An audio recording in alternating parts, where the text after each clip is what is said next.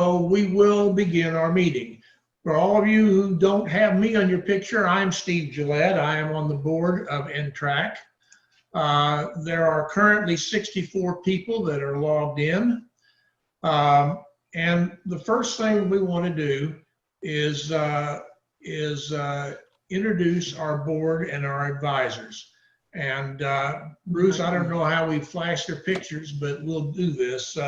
John Wallis is our president, and he's on Hi, here folks. somewhere. There he is. And Bruce is our vice president. Vice President? Huh? I don't know what you are, but he's somewhere on there. He runs things behind the scenes. Secretary. Secretary, okay, that works. All right. I get stuck taking notes. Yeah, okay. And Peter Truehurst is our treasurer, and he's on here somewhere. Now, of those, Peter is not on the board, but he is an officer. We have 9 board members, including Bruce and John. Phil Agar, I don't know how to pronounce your name, Phil, but Agar is on our board. Steve Jackson. How you And doing? we'll be talking with him later. Paul Musselman, Fay Chin, Skip Hayes, I haven't seen. I don't think he's logged on. And then our 9th board member, Carlos Rodriguez, is unfortunately had to work today, so he's not with us.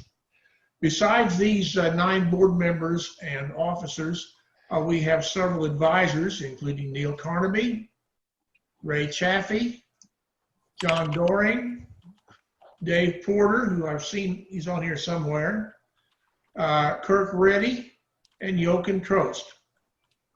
So the first, there's some general organization business that you want to talk about, John? Well, we've made a lot of changes to the organization over the past few months, going to a new hosting service, and for our website, it also provides a much better membership database, among other things. We've gone to an all online bank. So we made a bunch of changes, and Bruce will talk about a couple of those. So things are happening. Bruce? Oh, you want me to I can talk about the website now. Yeah, talk about the website. Okay. Let me go ahead and bring up. Yeah. All right. All right. So if you go to NTRAK.org, that will take you to this page. And at this point, you have the option of, okay, I'm logged in here, but generally, if you haven't logged in yet, you have the option to click on login, which would be up here on the top right. And if you've never logged in before, there's an option to, let me do this, forward through the email. When you get into the site, let me go over here. Okay. When you get into the site, one of the first things you should do is go through and fill out any information that hasn't been filled out yet. You have the option of adding additional profile information. Under privacy, you have options to allow what other people can see or not see on your profile page.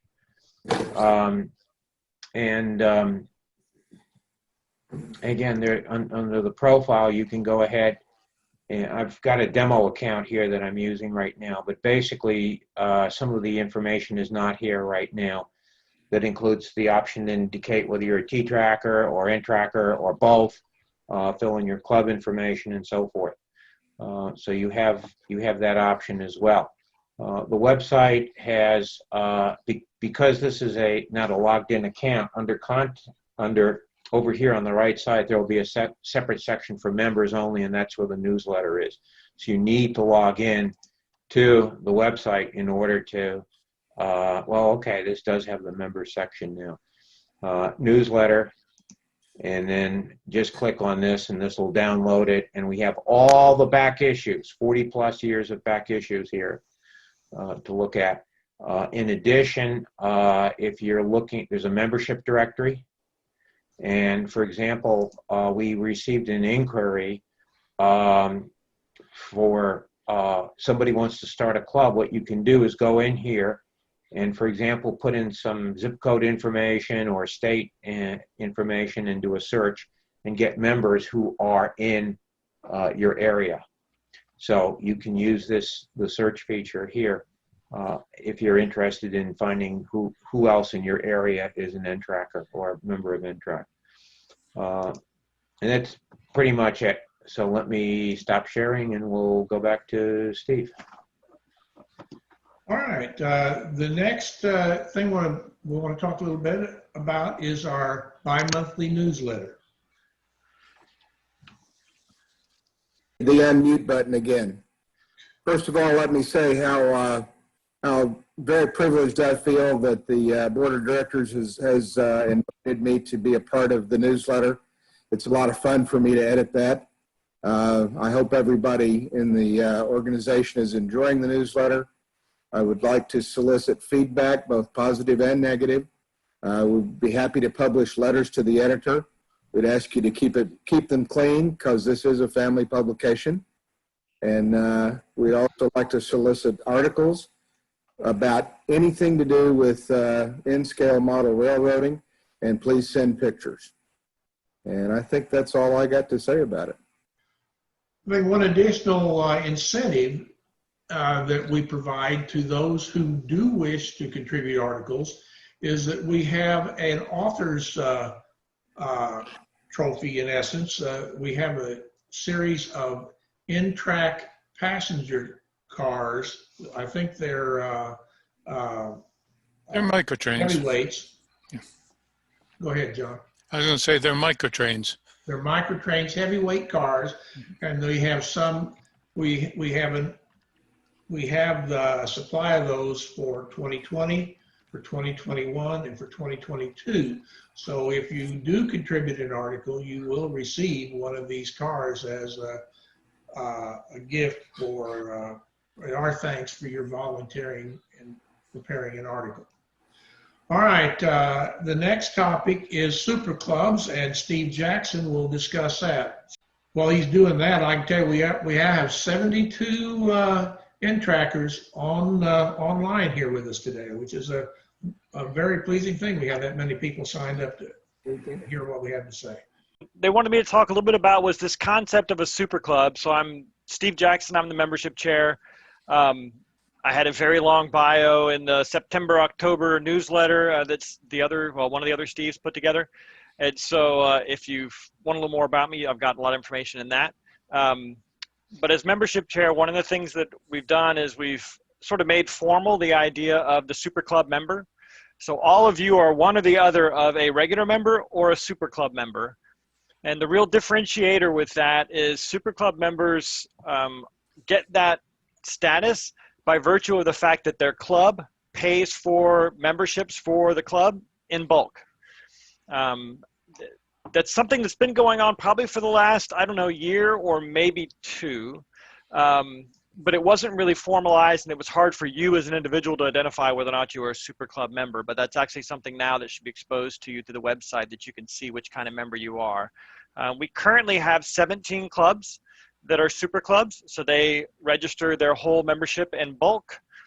One of the questions that used to come up was, if a club registered everybody but one member for some reason, are they still a super club? The reality is now they are. I have no idea whether you have a guy or a gal that you have to leave off for some reason. So we really just treat it as if the club registers you in bulk, then you become a super club member. And the advantage of that is that when the club does purchases from the store as a group, you get a 10% discount, as opposed to the 5% discount off of a regular member. So that's something to sort of as an extra benefit for those clubs that choose to register as a group. If you're a super club member, you don't get notified when your membership is expiring, because it basically comes to me, and then I work with the point of contact for the club to get everybody renewed in a group. Regular members, however, will get an email from the system automatically letting them know when it's time for them to renew. And then we have, just if anybody's curious, we have, I think, 17 clubs. I already said that before. And then those 17 clubs represent about 40% of the overall membership of NTRAK. So there's still a lot of folks that are individuals that come to the organization one-on-one, but quite a few super clubs as well. So if you've got a club and you aren't a super club now, or you're not a super club member, you can definitely reach out to me, membership@ntrak.org. And we can try to see if you guys would be eligible for doing that. Or if you have any kind of questions at all about membership, definitely reach out to me as well. Thank you, Steve. Yep. All right, we're getting into the our program for today. We had originally scheduled to have 2 presentations. John Wallis was going to talk about troubleshooting DCC, and Eric Smith was going to talk about happenings over at Microtrains. Now, some of you were on this early. We've already talked about that. For those of you that haven't, the fires along the West Coast have been terrifically bad, and they have affected Medford, Oregon. The fire, in fact, ran just less than a mile from the Microtrains factory. There are 4 of Eric's staff who have lost their homes. There is no electricity, nor is there any gas in that area. It's all been shut off for safety reasons. So Microtrains is out of business temporarily. They don't know how long they're going to be down, but as soon as the infrastructure is back in place, they will be up and running, and as soon as their people are taken care of. As far as we know, nobody associated with Microtrains has been injured, but some of them have lost their homes. And so Eric, obviously with all that going on and with power being out in a lot of the areas, is not going to be able to make his presentation today. But we will have John's presentation. And John, if you're ready to take it, then we'll start with that. Okay, this was originally going to be a clinic at the 2020 National N-Scale Convention in Nashville. Had a little more time there than I have here, so I've cut back a little on it. But we will be making this into a tip and technique that'll go onto the website. So we assume we've got a layout that's up and running and something happens, so how do we find and correct the problems with our DCC system? Well, we should have some tools and test equipment around to do it. Obviously, we need a quarter. Pretty obvious what that's for. An LED tester, very useful. In fact, we probably use that more than anything else. Checks track power, polarity, booster phase. The second most used one, I would think, would be the ZoomTRAK's LT1 tester, which lets us check Loconet cables and RJ plugs. You need a network tester really when you build a Loconet cable, because that lets you test both ends at the same time. You can use a ZoomTRAK's throttle to check voltage and turn track power on and off. A ramp meter, which lets you measure real DCC track voltage and current, as opposed to a standard multimeter, which measures just 60 hertz. DCC is actually about 8 kilohertz. You can still use a regular multimeter. And if everything fails, hey, got the manual. And you need the usual hand tools. Now, I showed the LED tester, the LT1 and the voltmeter. That's the test equipment I always carry around with me in my pocket. So that's what you use the most. So the tester is simply a 2-wire bicolor LED in series with a 1,000 ohm resistor. Okay, place it across the rails, you find out whether it's powered and whether it's DCC or DC. And if you place it across the same rail, across an electrical district boundary, it indicates booster phase. If it lights, you're out of phase. If it's dark or maybe a little bit dim, your boosters are in phase at that boundary. But that's probably the test equipment you're going to use the most. The LT1 tests the integrity of the network. You want all 4 LEDs to light. if it's good to the point you're tested. Now, sometimes if a throttle's not plugged in somewhere, only 3 LED lights. But if an LED fails to light, then work backwards on the cabling until you get to the point where they all light, and then find out why they don't light. The outside LEDs represents the rail sync, the inside is the LocoNet data lines. Now, a word of warning, the LT1 is not a LocoNet device, it's a test set. So don't leave it plugged in any longer than necessary to conduct the test. 2 LT1s plugged in at the same time will probably bring down LocoNet. Ramp meter. It's a true RMS AC voltmeter, which means it will give you the correct reading at the 8 kilohertz of a DCC signal. So you can directly measure the track voltage. Now, you can't see it in the picture, but behind the contacts at the end are a couple of banana jacks. So you can put some wires with power pole connectors on there, and you can insert that into the power feed between the booster and the feed in the module. And you can actually read the current and the voltage going to that particular track. You can also, if you look at the photograph at the left, put a known load, such as an automobile tail lamp. That one is an 1156, which draws 2.4 amps. So you can move along the track and get the voltage drop and actually measure it. So it's a useful thing. You don't need to carry it around with you all the time. So troubleshooting. Determine the affected section of the layout. That may be obvious when somebody screams, it's right next to where they're standing, but maybe not. You need to know a little bit about how the layout is wired. If you're standing at a certain point and you got a problem, where's the nearest booster? That sort of thing. If the layout is equipped with LocoNet repeaters, the LNRPs, and I highly recommend you use them, then you can detect some problems by the diagnostic LEDs on the LNRP. But if you don't have a LocoNet problem, check first for a track short. Simple thing like a derailed locomotive or a car sitting on a turnout or a gap. And sometimes as you bring your modules to a show, temperature in the building changes, you might get a gap in the track closing. So you need to check that. That's the difficult one to find. And as necessary, you can check the individual DCC devices, the wiring, and the LocoNet wiring. It's a good idea to have spares of your major components on hand, especially command station and the boosters.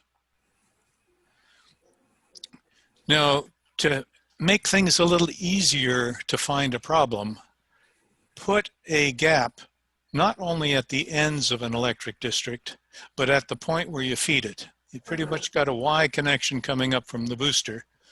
Put a insulated gap there. So if you don't know which way a problem is, unplug one of the power feeders. If the problem goes away, you've got the direction of it. If not, it's the other direction, but it eliminates having to remove a joiner track. Another thing is ensure a power manager trip current is set to carry the current load required. It must be less than the booster capacity, obviously. You can use JMRI to configure a PM42, both to read and set it. It does require a LocoNet connection to the PM42 and an address for each one.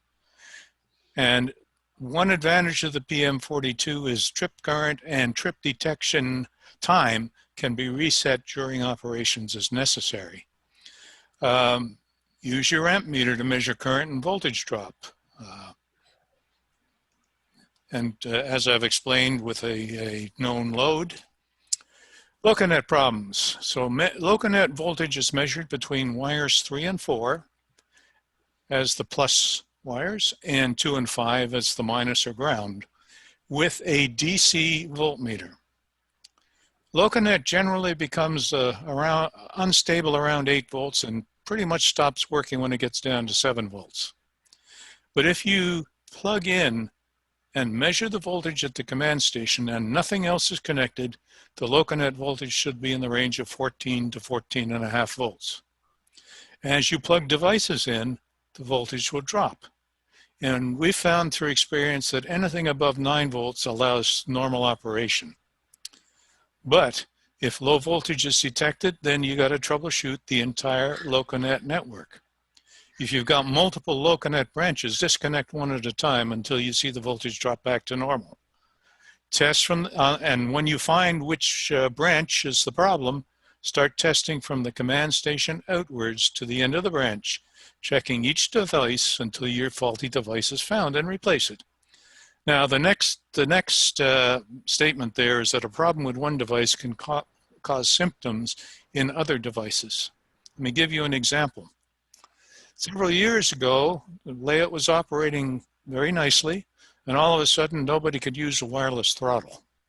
So what do you think's the problem? The radios, right? Well, you take the throttles over to the radios and you stand there and you twiddle the knob and you watch the little green light on the UR. And if that little green light is flashing, then the radios are working. So in this case, something brought down the LocoNet voltage. We had 3 feeds, so we disconnected them and we found the one that brought down the voltage. And we started checking. What we found was a defective UP5. Once we replaced that, everything was fine. But the symptom was no radios. The problem was a defective UP5.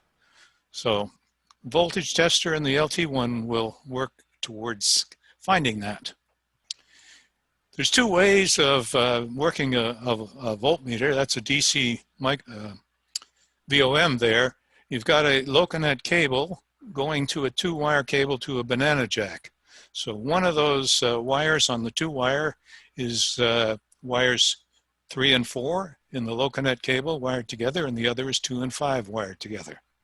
The bottom one is a little tool that somebody told me about. It's actually a base that's a jack, holds a jack for LocoNet.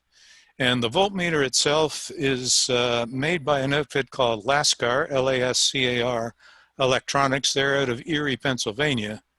I don't know if they still make that, but I've had that for about 10 years. But I usually carry, as I said, the LED tester, the LT1, and that voltmeter. I plug the LT1 into the other end of that cable, so I've just got 2 devices. But that's what I take and carry around. Okay, rail syncs. If you don't have rail syncs, the boosters don't work right. And accessory decoders that pick up their signal from the track may not work right. So check the rail sync signals using the LT1. You've got to have the 2 outer LEDs brightly and constantly lit. And if not, then start testing back towards the command station until they are brightly and constantly lit, and replace the offending cable or device. And really, you want all 4 LT1 LEDs to be lit. And note, this is not the same as a booster out of phase condition, totally different. Throttle problems. Make sure they have all the latest firmware updates installed. Once you got that done, if you have a problem, suspect the battery first. Try several. Okay, throttles become unstable around 8 volts. Remember that a fresh 9-volt alkaline battery is only 8.7 volts. It's not 9 volts. If you got a duplex throttle, the current draw is higher than simplex throttles. And through experience, we recommend the Maha 9.6 volt batteries. They work well, they hold a charge, and they can be fairly quickly charged. All the ZoomTRAK throttles have options in the throttle, but you got to make sure they're correctly set, that you've got them, say, set for radio versus infrared. Okay, for 402 and 500 throttles, set the display backlight to the minimum to reduce the current drain. Now, ZoomTRAK's just introduced the 602D throttle. The 602D and the UR93 transceiver have twice the power of older throttles. So that should solve some of the issues we have had with interference when operating with duplex throttles. Yes, there were duplex problems in the early days. They have been solved for a number of years and they work well. Interference has been more of the issue. So the radios, mount them as high as you can above the layout. If necessary, use multiple receivers. And the UR91 and the duplex transceivers can be located very close together. Our club has what we call radio towers, and the UR91's on top and the UR92 is about an inch below them, and they work fine. You've got to power the radio receivers. Make sure you've got data style only Loconet cables between the receiver and the command station. Check the operation by just holding a throttle in front of the UR and twiddling the throttle knob, and the green LED on the UR should flash. You know, if you got a problem, check the Loconet cable and replace the UR with a spare if you have one. Now, I just mentioned the UR93's got double the power of 92. We haven't had any train shows since that came out, so I have no idea how much better that is. What I did find out is that the UR92 has channels 11 through 26, but the UR93 is channels 11 through 25. And we've always recommended using 26 because it's the least interfered with channel. Why is there no 26 on the UR93? Well, the FCC specifies power levels, allowed power levels per channel. And the power level drops when you get to channel 26. So in order to double the power on the other channels, ZoomTRAKs had to drop covering channel 26. So, you know, when I got my 602D, I plugged it in, it checked out everything plugged in. I unplugged it and I had a UR2 on channel 26 and it died. Well, I ended up talking to ZoomTRAKs and that's how I found out about 26 not being there. Okay. The common or ground wire that we recommend, highly recommend you run between the command station and all the boosters is very important. It keeps all your units at the same voltage reference and improves reliable operations. It's simply a 14 gauge wire connected between the GND terminal on the command station to the GND terminal on the boosters. We do not recommend a connection between any of those to the 120 volt electrical ground, except, isn't there always an exception? In the north in the winter, if you're in a building, the humidity is low, you have something called static electricity. Static electricity can hurt electronic devices and you get a bit of a jump out of it. So in low humidity situations, we do recommend a single connection between the command station and the 120 volt electrical ground through a 1 megohm resistor. Okay, that will discharge the static and it protects both us as humans and our equipment. You know, as it says, their objective is to keep us from electrocuting ourselves and keep the trains running. If there is not a common between, say, boosters, and they are in reverse, the polarity is reversed, there is a chance you can have a double voltage as a train locomotive with a decoder crosses the gap, and that could damage the decoders. It normally won't with the booster set to the N scale setting that we use, but if you're at HO, you're right on the margin of the maximum voltage that decoders can stand. So, and it does provide more stable operation.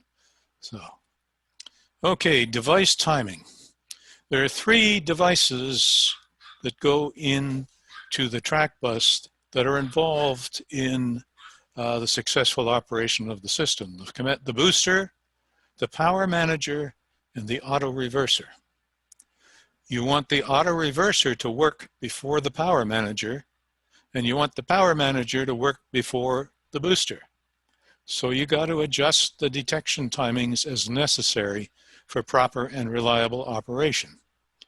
Now with ZoomTRAK, we can set the boosters to a half-second setting rather than an eighth. And all my boosters are, or my command stations, all my layouts are always set to the half-second setting.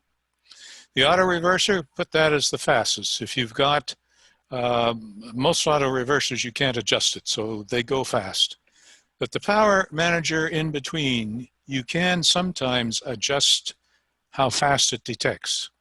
The PM42 is adjustable, and you can do it in real time with a LocaNet connection. The PSX is not adjustable in real time in the same way. You can adjust it, but you got to disconnect it to do so. And I know people like the PSX because it's all solid state, but the PM42 does the job just fine. But you got to work that out. And this, especially on a modular layout, where you're putting it together in a different configuration to the last time, this can be a little bit of a problem. All right, keep firmware up to date, not just on the throttles, but everything else. Fortunately, they don't get updated that often, but most of the stuff that ZoomTRAK has today is updatable at home. And there is a download page that has all the firmware, and it also has detailed instructions on how to do it. Now, of course, ZoomTRAK always talks about using a PR3 or PR4 since that's their product. But the firmware updates work just as well with a local buffer, especially the latest USB local buffer. All right, command station. If you're still using DCS 100s and 200s, and I suspect there's a few thousand of them around out there, make sure the battery is good. Put a new battery in at the start of a show, especially in those that will be used as boosters. Okay? At the start of the show and each morning, clear the consists and address, which is op switch 36. Or on the newer command stations, the 210 and the 240, there's a little button on the front of the command station cabinet that you can push to do an op switch 36. Now, you're going along, things are running, things are starting to go wrong, and you're getting a little bit overwhelmed, and it's not obvious what to do. Then do a total reset of the system, op switch 39, and that will bring it back, and you can start from new. JMRI or LocaNet Checker can be used for this. LocaNet Checker, by the way, is no longer available. The European chap that wrote that has stopped supporting it. For one thing, it does not include any support for wireless throttles. Now, there is a new issue that has come up, and that is when you have a layout which is powered by some command stations and boosters using the older AC power supplies like the PS515, and it's in the same local network as a command station or booster powered by the current DC power supplies. And that is if you connect your power on the newer system to where it says power plus or minus, you'll have some problems. You put the plus in there, but you have to connect the minus to the GND terminal. Okay, we haven't worked out all the issues surrounding this, but we know there are. So, okay, keep the layout operating. Laptop or a Raspberry Pi running JMRI is what you need. You can do a tremendous amount of control and monitoring using JMRI. You can set all your parameters. You can set device parameters, turn track power on and off, monitor the slots, the messages, interface the router. But if you're operating a good size layout, you really want to have one of these. So that kind of gets us to the summary. Know your design, know the location, carry the test sets with you, monitor the layout. And as I said earlier, what I've got here and the more detailed presentation that I was planned for Nashville will be made into a tips and techniques article on the website. Thank you, John. You are welcome. If any of you have any questions, We've this got is one what the chat is for. And I'm looking here.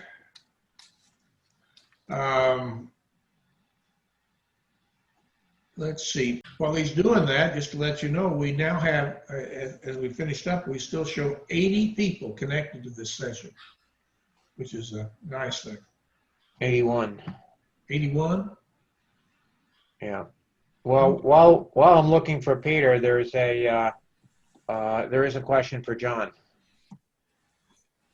I see one from Steve Jackson, an AR1, but I don't really understand what the little dial does. Most people don't. It's supposedly to allow the sensitivity based on current.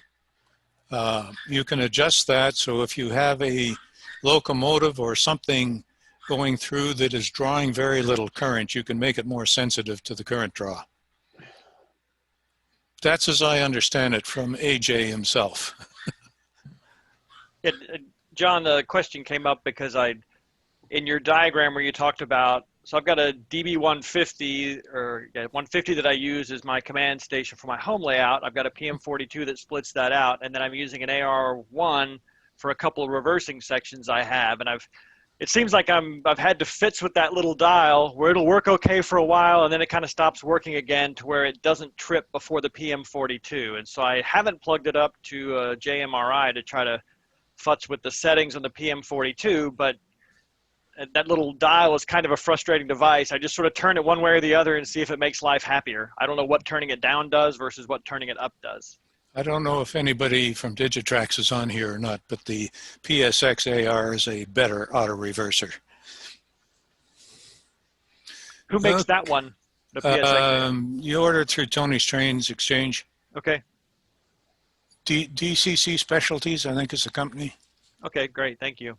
John Stites, is there any sort of training cheat sheet? Yeah, spend a little time rummaging around the JMRI website. There's a lot of pages on help. Okay, thank you. Yeah.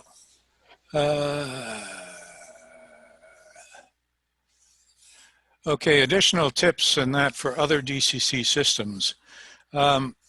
Somebody did a poll of NTRAK clubs 3 or 4 years ago, and something like 88% of NTRAK clubs use Digitrax, which is why we spend essentially all our time talking Digitrax.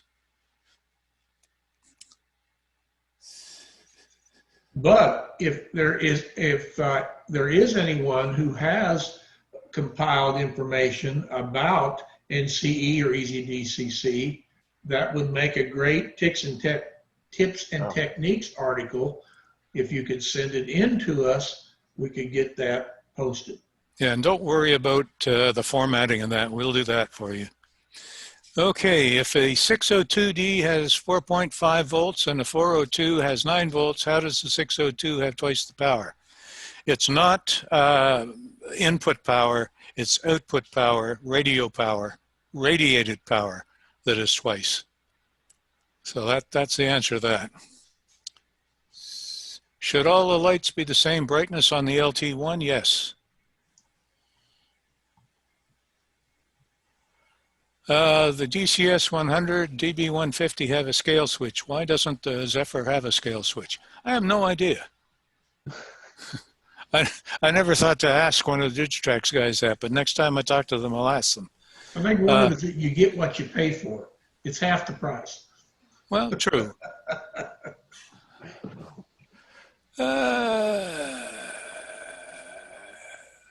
All right, Greg Lindsay. When do the membership increases? That is when? October? Is that right? September. September. September 1st. So it already has happened. It's Yes. happened, right.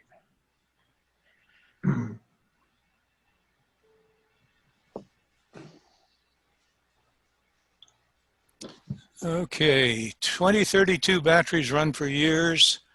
Do you take power off of your command station, or do you leave it powered on, which will protect the battery? But yes, some of the batteries do last a long time. Where I really want the battery changed is if you're using a DCS 100 or 200 as a booster rather than the command station.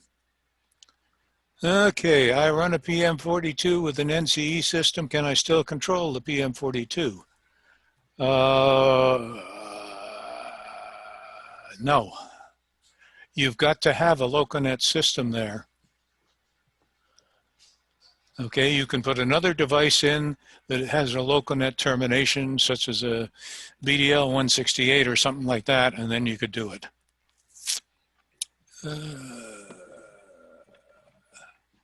Okay, Salt City NTRAK has just volunteered to do tips and techniques on NCE. Well, fantastic. Thank you, guys. Thank you, sir. Thank you.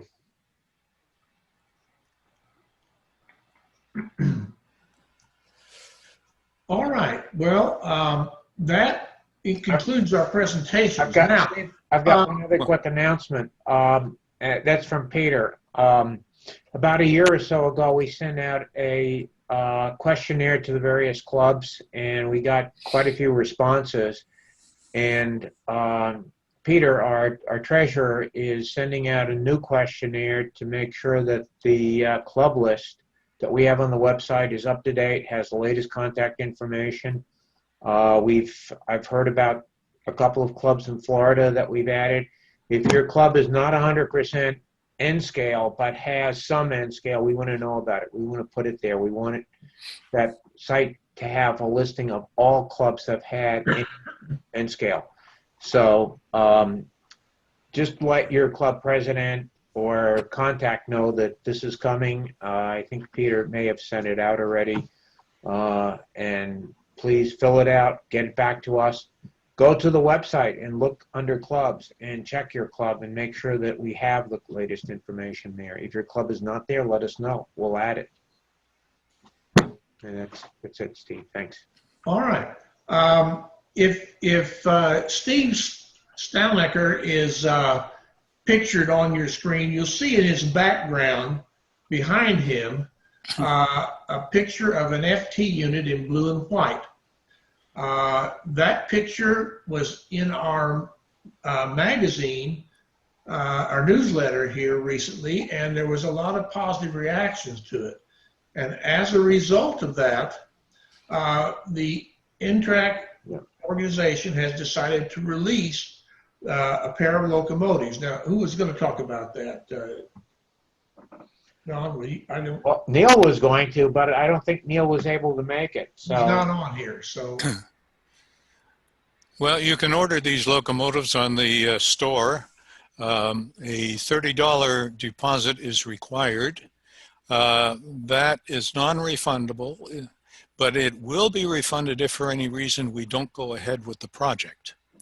Now, with our early talks with Microtrains, this was thought to be available in December.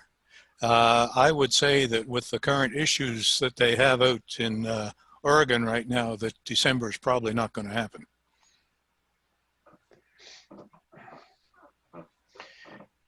But the engine looks, there are two engines. They look identical, but one has the road number 2000, and the other one has the road number, what is it? 1973. 1973. And if you want to order both of them, you have to put a $30 deposit down for each one. And the price that we sell them for is $125. And then you notice on that thing you're seeing up here, there is a regular price and a member price. If you buy both, there is a slight discount. And then also, If you are a member of a super club, if your membership is through a super club, there is an additional discount that super club members get. The price would be $112.50 with the Super Club. Okay, $112.50 for each one with the super club. So that's something that you should think about. And we have not set a deadline for when the pre-orders must end, but it will not last forever. We may have, we have a date on that yet, John, or is it still up in the air? That's probably a little flux now because it'll depend on microtrains. Right. But we encourage you to, if you're interested in that, to go ahead and order them. You have to order them through the website. through the store. Isn't that correct? Yeah, the store. Through the store. John, do you have to be so if any of your friends are not members, do the members have to order them for their friends, or how is that working? I don't know, Bruce.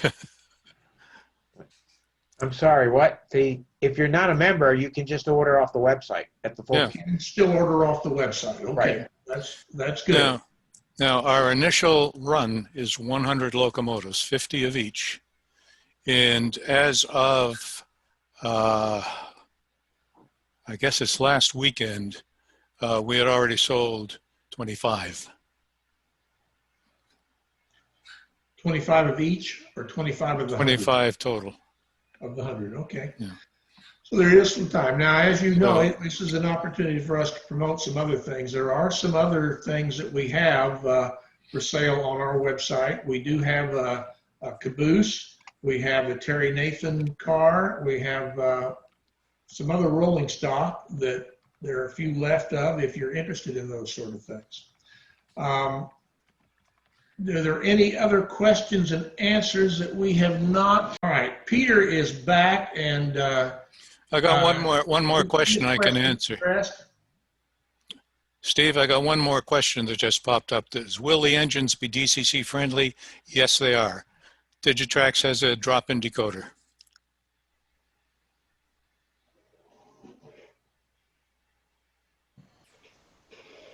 Okay. I think that pretty much addresses everything we've had. What we would like to ask each of you to do is use the communication tools available to you to NTRAK to give us any feedback, positive or negative, that will help us for future events of this type. It's only through communication and feedback that we get the information we need to make this stuff the best it can be for all of us. Also, any suggestions on programs you'd like to see? Right. Now, we will try to get Eric scheduled at a later time and with other things. And please make sure to look at the NTRAK tips. There are about 24, 25 of them on there now. They cover a variety of topics. If there's a topic that you need some help on and you don't have an NTRAK tip and you don't feel that you are in a position to write one, still let us know, and maybe we can find someone who can author such a tip. Again, communication is key to helping us serve you as best we can. Right on. Here's Steve. I hear somebody talking. Peter. Peter, turn your sound up, please. It's all the way up. Okay. I just would like to let everybody know that we're working on updating the club's listing on the NTRAK website. And over the next couple of weeks, I will be sending emails to all the clubs that I know about, a survey or questionnaire. And I ask that you please, someone from your club, return that to me so we can get an accurate club listing. Thank you. Okay, are there any final comments from any of the board members before we shut this thing down? John? I think we had a few little glitches here and there, but hey, it's the first time. But yeah, I enjoyed it. I hope everybody did and learned from it. And let's do it again. All right, there's a poll that's popped up. As you can see, it's a very scientific poll. So if you wouldn't mind answering that and submitting it, we would appreciate it. Bruce, any final comments from you? Just, if you want to send something to us, like I see a couple of people are willing to do presentations, which is great. Mm-hmm. Just let us know. You can send it to info@ntrak.org. And, we want to make the programs as varied as possible and share as much information as we can.